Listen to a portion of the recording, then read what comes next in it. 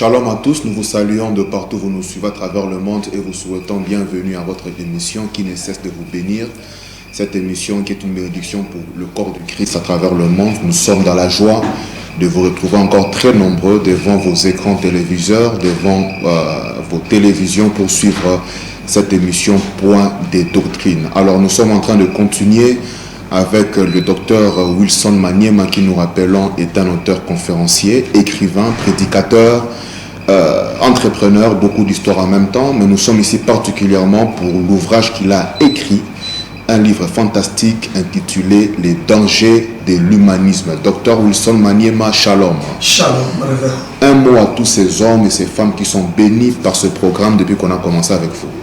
Que le Seigneur visite chacun d'eux. Et nous disons que jusqu'à la fin de ce programme, personne ne sera déçu. Au contraire, chaque personne sera édifiée. Pour toute personne qui suit ce programme, et ils doivent être vraiment réconfortés parce que c'est une visitation du Seigneur. Ouais. Le Seigneur nous visite tous pour nous montrer la bonne voie et nous enlever de cette voie de l'erreur. Mais il y a une chose fantastique qu'on aimerait aborder aujourd'hui. Nous rappelons que votre ouvrage est disponible. Tout à l'heure, d'ailleurs, nous aurons le coordonné à la fin de l'émission. Mais j'aimerais qu'on puisse aborder aujourd'hui un chapitre particulier. Nous avions parlé du combat des pères réformateurs, mais on aimerait toucher aujourd'hui la particularité du combat du réformateur appelé Jean Calvin. Dans votre ouvrage, vous parlez de ces combats qu'il a menés farouchement contre le judaïsme et contre le juif. Oui, tout à fait vrai, comme nous l'avons dit la fois dernière. C'est d'abord une question de curiosité et chaque leader chrétien devrait se poser cette question aujourd'hui. Pourquoi, comme nous l'avons dit la fois dernière, nos institutions théologiques, les écoles bibliques, ne parlent pas du combat des réformateurs? Et pourtant tous ont livré le même combat. Ils ont dit la même chose contre les juifs et le judaïsme. Ce qu'on veut présenter aujourd'hui comme de l'antisémitisme n'a rien à voir avec l'antisémitisme. Parce que ce n'est pas un combat contre une race, mais c'est un combat contre des hérésies. Alors, ce combat ne date pas d'aujourd'hui. C'est depuis l'époque de Jésus. Lui-même, le Seigneur était en sérieux conflit avec les faux judaïsmes. Nous voyons ça avec les apôtres, les pères de l'Église. Les mêmes combats à continuer. Et la fois dernière, nous avons évoqué les cas de Jean Chrysostome, Origène. Il y a, en tout cas, tous les réformateurs. Les pères ont livré un combat contre le judaïsme. Contre le judaïsme, parce que le judaïsme présentait une exégèse qui n'a rien à voir avec l'orthodoxie de la parole de Dieu. D'accord. Et voilà, c'est ce que nous voyons aujourd'hui avec Jean Calvin. Parce que pour Jean Calvin, en face des juifs, des faux juifs, du judaïsme, il présente Jésus comme le contenu et le but même de toute écriture. Et Jean Calvin déclare que si les juifs peuvent rejeter le Christ, ils ne peuvent pas faire une lecture correcte de Saintes Écritures. Et il a constaté, ce qui est vrai, que les Juifs avaient rejeté le Messie. Et c'est le même combat qui continue aujourd'hui. Ils ont rejeté le Messie. C'est pour cette même raison, on se pose la question pourquoi nos frères peuvent entrer dans cette alliance avec des gens qui ont rejeté le Messie. Et permettez-moi un peu d'aller un peu plus loin, homme de Dieu. Quand il y a une chose que vous avez dit au début qui m'a un peu tiqué et qui peut tiquer ceux qui nous suivent maintenant, c'est, vous dites qu'il y a un silence radio dans les institutions théologiques évangéliques par rapport au combat que les pères réformateurs ont mené contre le judaïsme. C'est ça, n'est-ce pas? Tout à fait. Mais ce silence radio peut être dû à quoi? Qu'est-ce qui a fait que cela puisse être enlevé du cursus de la formation des prédicateurs de l'évangile? Qu'est-ce qui fait que cela aussi ne soit pas assez développée dans le milieu dit évangélique. Et c'est parce que dans le milieu chrétien, il y a des infiltrés. Ouais. Portant le masque des grands leaders chrétiens. Ok. Mais en réalité, ils n'ont rien à voir avec le Christ. C'est des gens qui sont entrés, qui se sont infiltrés dans le christianisme pour ramener les chrétiens de là où le Seigneur lui-même les a enlevés, nous a enlevés. Est-ce des missions organisées ou bien des missions spontanées? Non, c'est organisé, c'est fait à dessein parce que aujourd'hui vous entendrez parler trop de cet écuménisme ou de cette alliance sioniste et chrétienne. Le Seigneur et les apôtres nous ont prêché à nous enlever du judaïsme, mais aujourd'hui c'est le retour. Okay.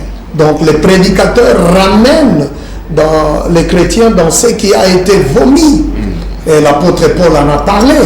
Lorsqu'il rencontre le Christ, il dit toutes ces choses quand il parle de la tradition des anciens. C'était finalement pour lui de la boue parce qu'il a rencontré le Christ. Mais voilà, aujourd'hui, que c'est un retour dans le judaïsme. Okay. C'est que Paul dit aux Galates, mais qui vous a ensorcelé, vous qui avez commencé par l'esprit, mais vous allez finir par la chair.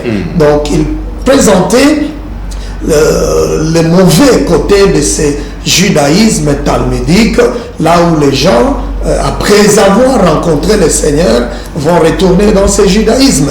Donc, ce sont ces personnes infiltrées dans les milieux chrétiens qui ont fait taire ces combats. Qui ont fait taire ces combats parce qu'il faut soutenir les juifs. Les faux judaïsmes, les judaïsmes talmudiques, ils sont amis.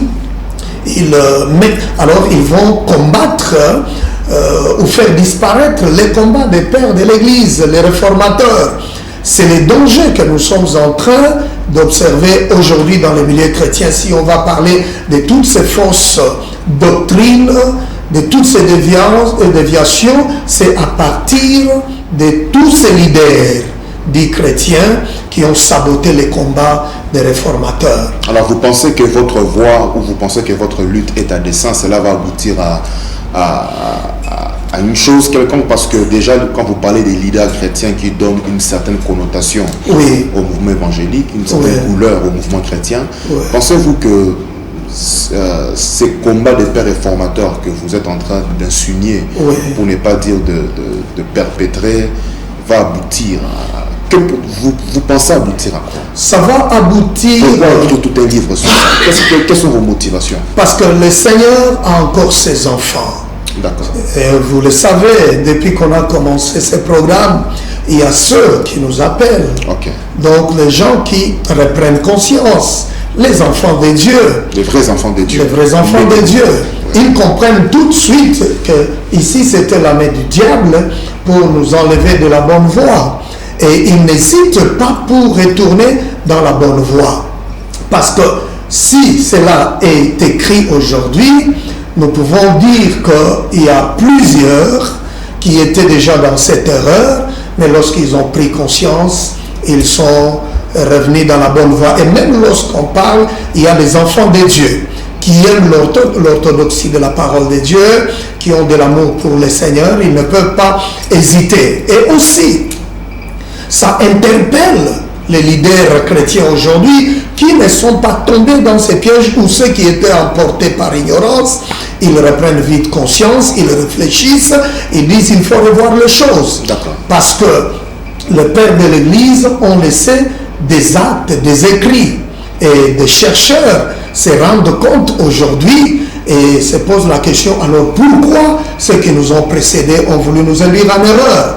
Et comme il y a eu un temps, les gens ont pensé que tout ce qui vient de l'Occident est bon, ils ont tout ramassé. C'est du papier collé. On a commencé à enseigner aux gens, mais quelque part, les gens se réveillent, ils disent non, ce n'est pas la bonne voie. Et ce sont ces personnes qui vont encore une fois rééduquer les enfants de Dieu et leur montrer la bonne voie. Donc vous pensez que tout ce qui vient de l'Occident n'est pas forcément bon, c'est ça?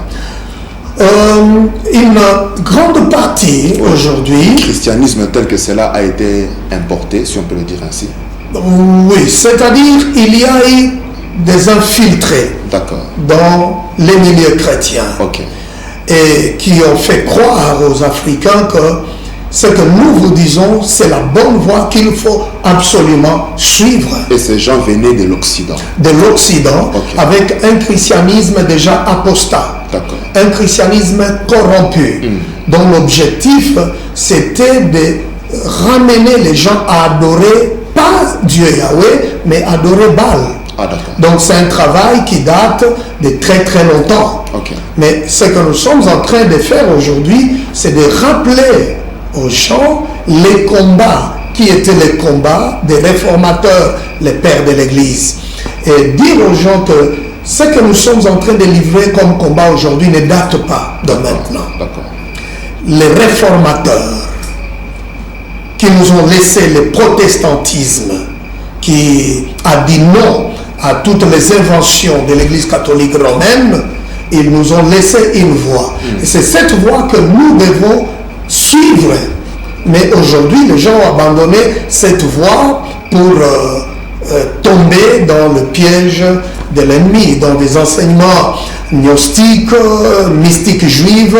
Voilà des choses que nous sommes en train de dénoncer. Donc, comme vous parlez de l'Occident, cela on peut aussi dire ainsi que tout ce qui ne vient pas d'Israël est forcément bon. Pas du tout. Si on peut parler en termes de parallélisme. Justement, c'est les combats que nous voyons aujourd'hui avec Jean Calvin. Lorsque Jean Calvin présente Jésus comme le contenu et le but de toute écriture, c'est parce qu'il était en face des personnes. Qui sont ces personnes? Des juifs. Des gens qu'on appelle faussement juifs, qui rejetaient le Christ. Alors dans la réaction de Jean Calvin, il dit, mais si vous rejetez le Christ, vous ne pouvez pas lire la Bible correctement.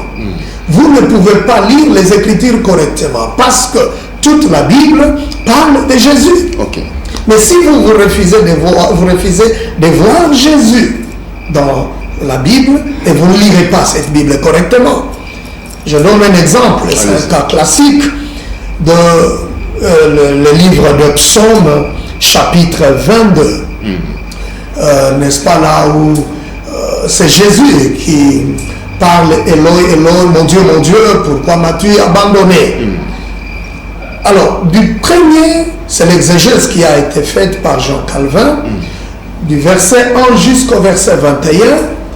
Jean Calvin dit, mais ces versets nous présentent les souffrances du Christ.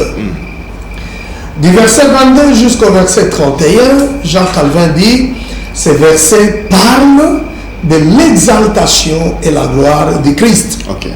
Mais si vous refusez de voir Jésus dans ces textes des psaumes, vous ne lirez pas la Bible correctement.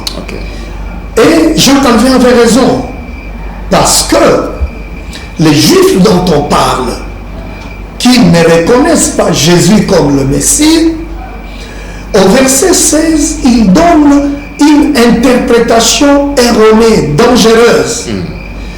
Et je vais vous faire une petite lecture de ce que la Bible hébraïque juive dit. Tout ça, c'est dans votre ouvrage. C'est dans l'ouvrage. Je vous en prie, allez-y.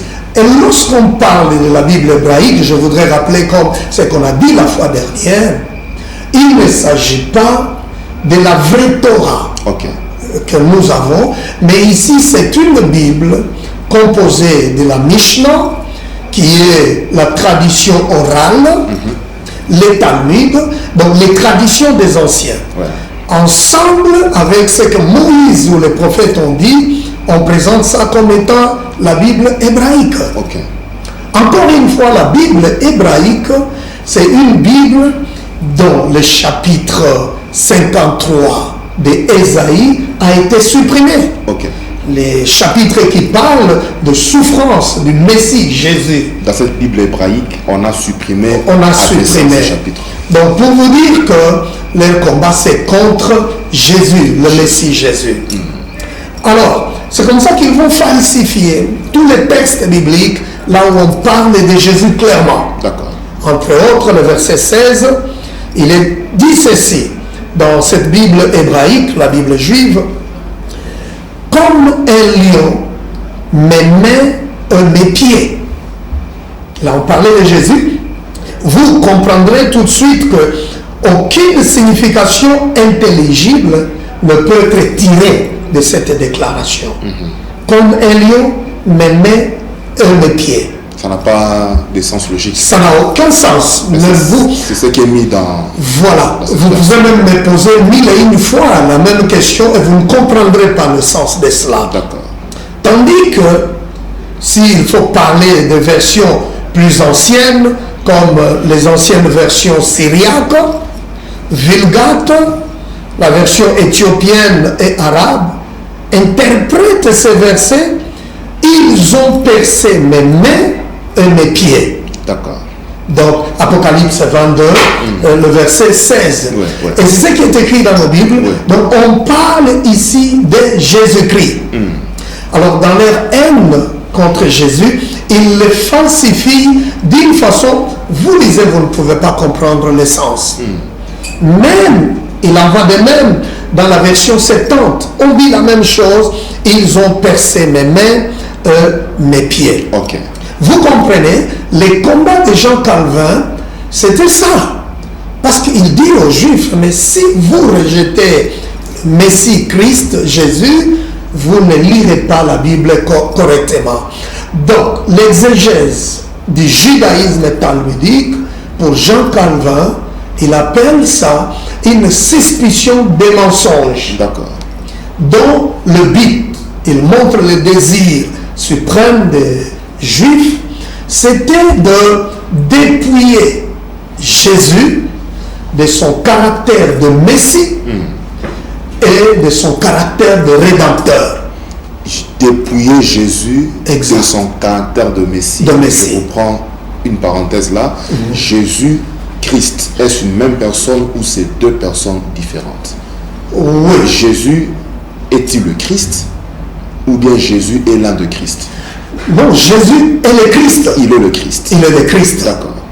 C'est comme ça que dans le judaïsme, on veut le dépouiller de son caractère, Ok. de Rédempteur et de Messie. Parce que selon les Talmuds, considérés comme la Bible dans le judaïsme talmudique, Jésus n'est pas le Messie. Ok. Donc, ils ne croient pas dans un Dieu trinitaire. Ça, c'est la conception qu'ils ont du Messie. Et puis pour eux, le Messie, c'est quelqu'un qui doit venir directement de David, C'est-à-dire de la lignée de David. C'est-à-dire quoi pratiquement? C'est-à-dire que Jésus qui a pris la chair humaine, né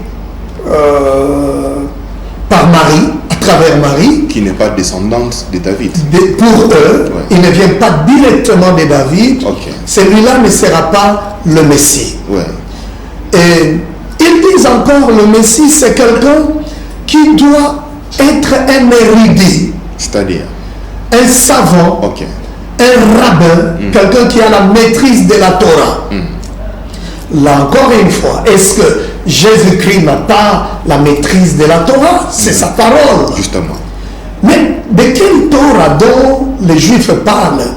C'est cette œuvre satanique composée de Talmud, de la Mishnah, donc les passages, le Talmud qui est un livre avec des passages abominables qui injurient Jésus.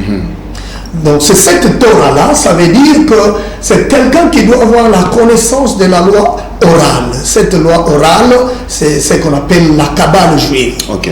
Donc pour eux, le Messie qui doit venir, le Messie qu'ils attendent selon les Talmuds, c'est un Messie qui est kabbaliste, qui a la maîtrise de la magie juive, Ok. qui mélange les sciences, la foi et la magie. Ok. Donc c'est ça l'antichrist, l'antichrist qui vient. D'accord. C'est un grand kabbaliste. Si aujourd'hui vous entendez tellement parler de la Kabbale juive, c'est-à-dire que le terrain est en train d'être préparé pour que les jours arrivent et le plus grand kabbaliste va se manifester. C'est ça le Messie Ok. du judaïsme talmudique. Qui n'a rien à voir avec le Messie du christianisme, je dirais, biblique. Qui n'a rien à voir. Et puis ils ajoutent que ce Messie, ça doit être un guerrier. Ok. Donc, voilà. Physiquement, donc comme un chef d'armée. Physiquement, c'est quelqu'un. Général, un leader militaire. Oui, qui doit livrer, on appelle ça les batailles, les guerres de Dieu. D'accord. Si vous remarquez aujourd'hui dans les comportements des Juifs talmudiques, c'est la guerre. Ok. Donc, il faut un Messie qui doit exterminer tous les Palestiniens, qui doit exterminer tous les chrétiens. Ok. C'est là que, quand je parle de ces choses, je vois le cœur du Seigneur souffrir. À quel niveau est-ce que le cœur du Seigneur est en train de souffrir? Oui, parce que... Que voyez-vous quand vous dites que vous voyez le cœur du Seigneur souffrir? Cela veut dire quoi? Tout à fait vrai, une bonne question. Ces gens ne reconnaissent pas Jésus comme Messie. Mais entre-temps, nous voyons les chrétiens, des gens qu'on appelle chrétiens, entrer en alliance, une pseudo-alliance, une grande supercherie, une grande perdition, allez soutenir ceux qui n'aiment pas votre Messie. Allez-vous comprendre? C'est vrai, il n'est pas autorisé de poser la question à un journaliste, mais parfois ça dépasse l'entendement. Justement. Vous dites que vous êtes chrétien. Maintenant, vous allez entrer en alliance avec des gens qui haïssent votre sauveur, qui disent que Jésus c'est une malédiction, parce que vous ne pouvez pas citer le nom de Jésus dans certains milieux juifs. Ok. Ils fuient, ça c'est une malédiction. Mais je me demande, c'est quoi? Cette alliance cache quoi lorsque vous êtes en relation amicale avec des gens qui détestent votre sauveur? Ok. Cela veut dire que vous n'êtes plus chrétien. C'est bien clair. Parce que quand vous entrez en contact avec un juif, la première question qu'il vous pose, si vous êtes chrétien, êtes-vous venu pour me convertir dans le christianisme? Ah, d'accord. Et beaucoup de gens qui gardent leur relation avec ces gens, ils ont comme réponse de dire non, non, nous venons auprès de vous parce que la Bible dit celui qui bénira Israël sera béni, celui qui maudira Israël, ce qui n'a rien à voir avec ce que Dieu a dit à Abraham. C'est encore une mauvaise interprétation. Okay. C'est là que je dis le cœur du Seigneur doit souffrir davantage. Parce que Jésus, pour ces gens, c'est une malédiction. Et cette pseudo-alliance, il faut l'appeler ainsi, c'est dû à de l'ignorance, c'est dû à quoi finalement? Qu'est-ce qui peut pousser un chrétien, comme vous l'avez si bien dit, serviteur de Dieu, pour certains servants de Dieu, pour d'autres, leader chrétien, même un chrétien qui est responsable dans une église, dans un ministère, ouais. Comment est-ce que, parce que finalement c'est comme s'il y avait, je dis bien il y avait, parce que de plus en plus avec ce qu'on fait comme travail, ce que vous faites aussi, que nous encourageons vraiment, c'est en train de réveiller plusieurs personnes, mais c'est comme s'il y avait une certaine complicité entre le chrétien et Israël, entre les chrétiens et le juif. Alors, cette collaboration-là, comme vous dites ici, un juif qui vous pose la question, est-ce que vous venez me convertir? Et les chrétiens lui disent clairement non, restez dans votre religion. Ouais. Cette pseudo-alliance, ouais. C'est de l'ignorance ou il y a des intérêts qui sont liés à ce genre une alliance démoniaque. Parce que l'amitié qui devrait exister entre les chrétiens et les juifs devrait se limiter autour du nom de Christ Jésus. Démoniaque, c'est-à-dire quoi pratiquement? Démoniaque parce que c'est une relation, au lieu de parler de Jésus, au lieu d'adorer Yahweh, et finalement, on présente d'autres divinités. Okay. C'est que le père de l'Église ont combattu. Alors maintenant, justement, un chrétien qui accepte une telle alliance ou bien un prédicateur, qu'est-ce qui peut le pousser à accepter cela? Oui, quand vous posez la question concernant l'ignorance, ce n'est pas seulement l'ignorance. Il y a des gens qui sont conscients. Là où ils sont partis, ça n'a rien à voir avec Jésus-Christ. Alors ceux qui sont conscients, leur mission c'est de recruter les ignorants. Okay. Et lorsque les gens qui étaient au départ ignorants, après un certain temps, ils sont conscients que c'est là où nous nous retrouvons, ça n'a plus rien à voir avec le christianisme, mais c'est autre chose. Parce que nous ne lisons plus la Bible de la même manière, nous n'avons plus le même entendement, nous ne voyons, nous ne considérons plus Jésus comme avant. Donc, l'ignorance, c'est pour ceux qui sont nouvellement recrutés. Ouais. Mais après quelque temps, ils sont conscients que ce n'est plus la bonne voie. Okay. Et je vous dis aujourd'hui, tous ces gens qui sont dans la cabale juive, dans le faux judaïsme, qu'on appelle le judaïsme talmudique babylonien, ils sont conscients qu'ils sont partis loin. D'accord. Et ces gens, bonne nouvelle de Jésus-Christ. Exact. Allez-y. Ils sont très dangereux aujourd'hui. Qui sont dangereux? Ces gens qui étaient avant avec nous. Qui ont rejoint le mouvement judaïque. Oui, oui, et ils sont nombreux aujourd'hui. Vous le verrez par leur manière de s'habiller. Ils sont nombreux où c'est? Même ici à Kinshasa, partout Ici, à travers le Kinshasa, monde. ils sont nombreux aussi. Oui, c'est des gens qui sont dans la Kabbale juive, ça ne se cache pas. Vous le verrez même par leur façon de s'habiller, les habits juifs qu'ils portent, comme on avait dit la fois dernière, le talit, la kippa. Il y a même des autres qui se font, c'est grave. J'ai vu un leader le jour de son ordination, mais il porte les histoires qu'on appelle tout de même Urim. Ok. Quand il s'habille comme Aaron. D'accord. Ça, ce sont des signes clairs. Ça ne se cache pas. Ça n'a rien à voir avec l'évangile de Jésus. Pas du tout. Si ce n'est pas une bague, c'est le port des habits juifs qui montrent clairement que ces gens, parce que ces habits juifs ne sont pas bibliques, c'est une interprétation rabbinique. Une autre façon de dire ça, c'est une interprétation des pharisiens. Alors, comment moi qui suis chrétien, veux-je me retrouver un jour en train de porter ce que les pharisiens défendent, présentent comme habits, on appelle ça les habits sacerdotaux, qui n'ont rien à voir avec la parole de Dieu. Et c'est pourquoi je dis que ce combat ne date pas de maintenant. C'est une bataille que les pères réformateurs ont menée. Exact. Ces gens que vous voyez aujourd'hui dans ce mouvement de la Kabbale juive sont devenus ennemis de Jésus. S'ils sont ennemis de Jésus, ils sont ennemis de vous. Ça, c'est vrai ce que vous dites là. Tout à fait vrai. Pourquoi? Il ne faut pas réfléchir trop loin. Parce qu'ils sont en alliance avec ceux qui détestent le Christ. Ceux qui injurent le Christ. Comme cela est écrit dans le Talmud, on dit que Jésus est un imbécile. Waouh!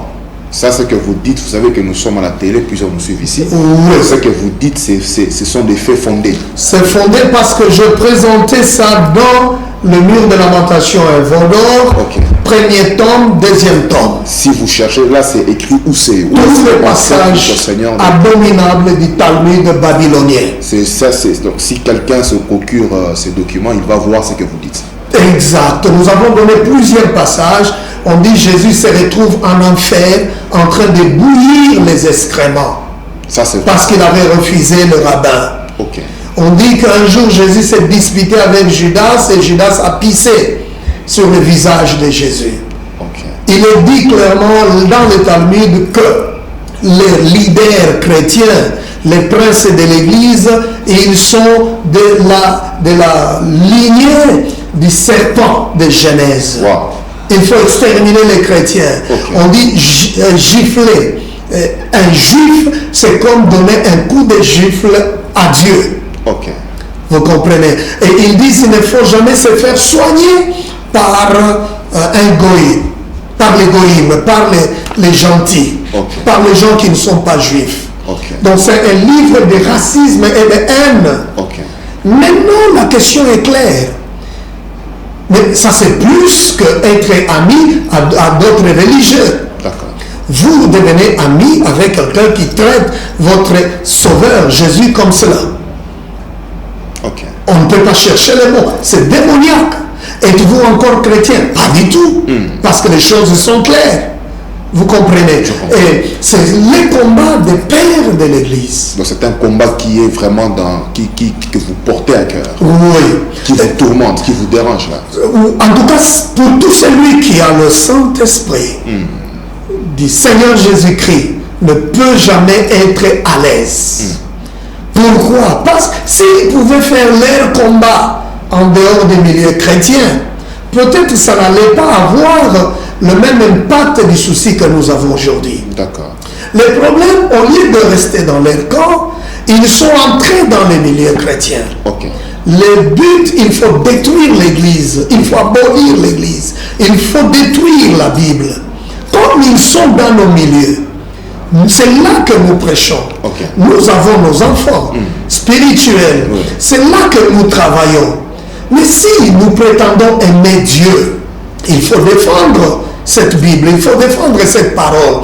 Il faut dire qu'il y a déjà un danger dans la bergerie. Faites très attention. Donc nous faisons le travail de vraie sentinelle. Ok.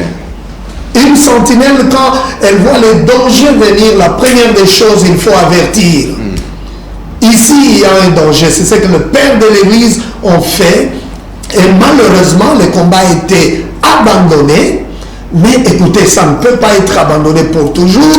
Nous croyons que le Seigneur revient bientôt. Il ne peut que se constituer une armée qui doit se mettre debout pour combattre ces hérésies. Donc c'est un combat contre les hérésies. Ce n'est pas de l'antisémitisme, mais c'est un combat contre les hérésies. Je crois que la fois prochaine, nous parlerons en détail sur les chapitres de l'ouvrage. Nous allons vraiment essayer un peu d'approfondir la fois prochaine. Mais avant d'aller un peu plus loin, le combat contre les hérésies juifs, s'il faut l'appeler ainsi. Ouais. Vous pensez que ces combats que vous menez, pour ne pas dire ces combats que les pères réformateurs ont menés, que vous, M. Wilson, auteur, écrivain, et tant d'autres aussi qui sont avec vous, vous croyez que ces combats pour le judaïsme, plutôt contre le judaïsme dans l'église du Seigneur Jésus-Christ, quelles sont vos attentes? Vous pensez, est-ce que c'est... Vous savez aujourd'hui, parce que nous sommes suivis ici, nous sommes en Afrique, nous sommes ici en RDC, il y a des réalités liées à ces siècles où nous sommes. Oui. Vous êtes sans oublier que nous avons connu, pour ne pas dire que dans certains pays du monde, il y a pratiquement toute la planète a été secouée par cette pandémie qui a fait ravage, qui a vraiment secoué même l'économie des nations, qui a secoué même les structures familiales. Il y a certains milieux où on ne peut plus se saluer. Donc finalement, le monde est en train de prendre une nouvelle figure, s'il faut le dire ainsi. Alors vous pensez que le combat que vous menez, est-ce important? Cela veut dire quel impact cela peut-il apporter dans la société? Quel impact cela peut-il apporter dans la vie de tous ces hommes et ces femmes? Il y a des hommes qui nous suivent, il y a des responsables qui nous suivent, il y a des autorités qui nous suivent, tant religieuses, politiques, économiques, militaires, à tous les niveaux. Est-ce que vous êtes d'avis que ces combats, cette lutte que le père réformateur a mené et que vous, docteur Wilson, si vous menez, va apporter quoi? Ça apporte quoi finalement? Avant tout, c'est un combat spirituel. Ça apporte quoi ici chez nous? Ça a un impact sur le plan spirituel. C'est-à-dire quoi? Ça concerne les saluts. Le salut. Les enfants de Dieu, les créatures de Dieu, les gens prennent conscience, se répandent. Nous sommes en train de vivre ça presque tous les jours. D'accord. Partout où nous passons. Je bénis Dieu pour Papa Sita, avec toutes les conférences qu'il a organisées. Nous voyons des gens qui sont en train de prendre conscience. L'impact aujourd'hui va au-delà des frontières du Congo. Les gens reprennent conscience et quittent cette alliance démoniaque. Et vous savez ce que nous sommes en train de vivre aujourd'hui. Il faut encore une fois avertir les chrétiens. Vous savez, dans le judaïsme, on dit le Messie qui viendra, c'est quelqu'un qui va changer l'ordre actuel, l'ordre de ce monde. C'est-à-dire quoi, pratiquement? C'est-à-dire, c'est quelqu'un, pour les Juifs, c'est quelqu'un qui doit faire la volonté de Dieu, mais ce n'est pas Dieu Yahweh.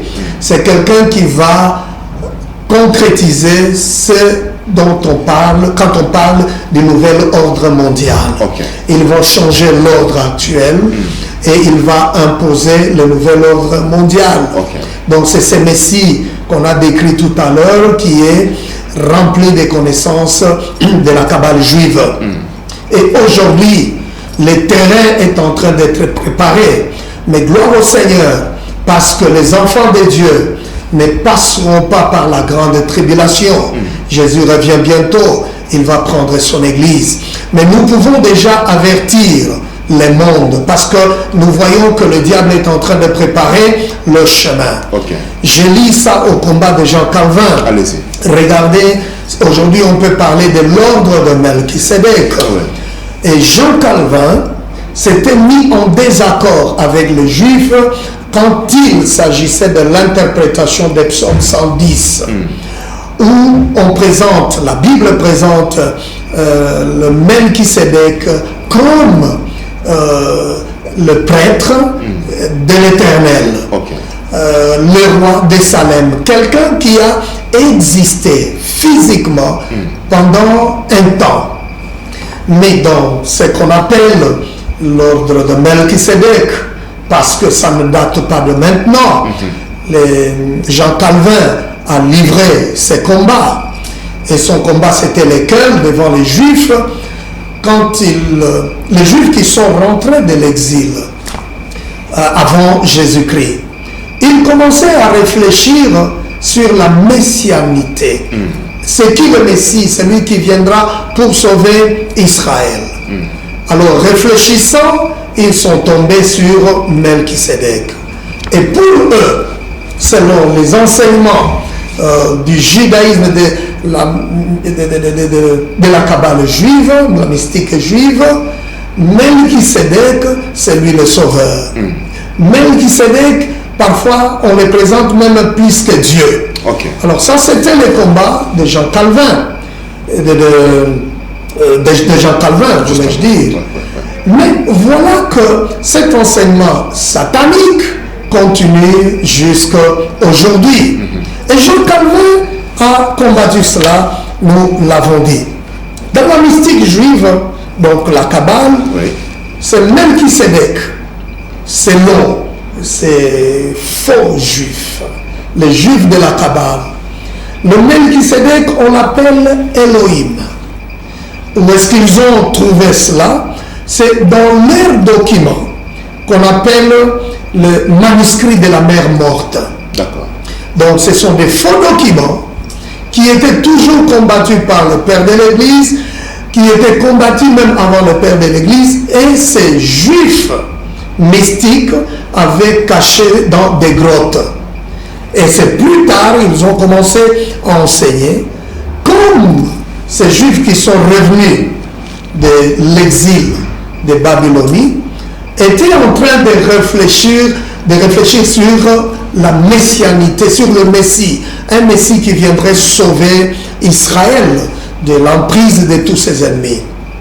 Alors, ces gens, ils vont parler de Melchisédek. Pour eux, le Melchisédek, ce n'est pas quelqu'un qui a existé physiquement. Okay. Pour eux, Melchisédek, c'est un être spirituel. Quand vous parlez comme ça, docteur, c'est que vous avez vraiment vous avez poussé vos recherches un peu plus loin, s'il faut le dire ainsi.